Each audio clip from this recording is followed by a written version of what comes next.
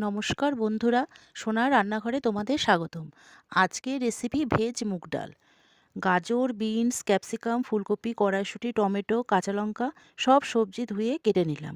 কিশমিশ ও ফোড়নের জন্য তেজপাতা, শুকনো লঙ্কা, জিরে ও গোটা গরম মশলা নিয়ে নিলাম। সামান্য আদা গ্রেট করে নিয়েছি। এবার এক বাটি মুগ ডাল শুকনো খোলায় ভেজে ধুয়ে সেদ্ধ করে নিলাম। তারপরে হলুদ ও নুন দিয়ে কড়াইশুঁটি দিয়ে আর একটু ফুটিয়ে নিলাম। তারপরে গাজর ও বিনস নুন দিয়ে ভেজে নিলাম। ফুলকপি দিয়ে আরও কিছুক্ষণ ভাজলাম। এবার ক্যাপসিকাম ও টমেটো দিয়ে সব সবজি ভাজা ভাজা হয়ে গেলে তুলে রাখলাম। কড়াইয়ে ঘি দিয়ে ফোড়ন দিলাম। তারপরে কিশমিশ দিয়ে নাড়াচাড়া করে আদা ও জিরে গুঁড়ো দিয়ে ভেজে রাখা সবজি মেশালাম। এবার ডাল দিয়ে সামান্য চিনি দিলাম।